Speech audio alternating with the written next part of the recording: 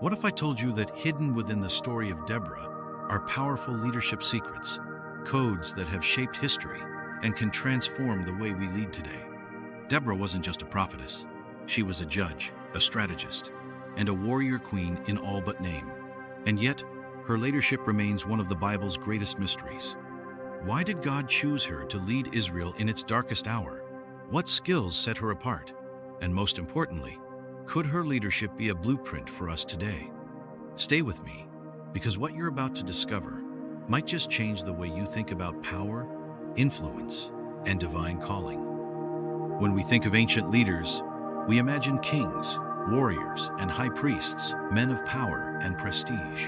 But Deborah's rise to leadership shattered every expectation. She didn't inherit a throne. She wasn't part of the priesthood. She didn't lead by force. Instead, she ruled through wisdom, faith, and a fearless commitment to justice. But here's the twist. Deborah's leadership wasn't just an anomaly. It was a foreshadowing of something even greater, something hidden deep within the biblical narrative. Could it be that her reign pointed forward to the ultimate ruler, Jesus Christ himself? Keep watching, because we're about to unlock the hidden codes of Deborah's leadership. To understand Deborah's leadership, we need to go back to the time of the Judges, a chaotic period when Israel had no king and was constantly oppressed by foreign enemies. The people cried out for help, and God answered, not with a warrior, but with a woman who spoke his words with authority. Deborah held two titles, prophetess and judge. This dual role was rare, even among men. As a prophetess, she heard directly from God and guided Israel with divine wisdom. As a judge, she settled disputes, enforced justice, and united the people under one vision. But her greatest act of leadership wasn't in the courtroom, it was on the battlefield. Why did God choose her? Because leadership isn't about gender, it's about calling. Deborah had the three qualities that define all great leaders: wisdom, courage, and vision. And here's the question. Do we have these qualities in our own lives? Are we prepared to lead when God calls us? Let's break it down. What made Deborah's leadership so powerful? 1. Spiritual authority. Unlike kings who ruled by political power, Deborah led through divine wisdom. She didn't command with an iron fist. She ruled by speaking God's truth. 2. Strategic vision. She saw beyond the immediate crisis. When she told Barak to gather an army, she wasn't reacting to fear. She was executing a divine strategy. 3. Empowering others. A true leader doesn't act alone. Deborah didn't just issue orders. She inspired Barak to act, and she trusted Jael to complete the mission. 4. Unwavering faith. She never doubted God's plan. Even when Barak hesitated, she stood firm, knowing that victory was already assured. Now, here's a challenge. How many of these leadership traits do we apply in our own lives? Because Deborah's story isn't just history. It's a guidebook for modern leaders, whether in faith, business, or everyday life.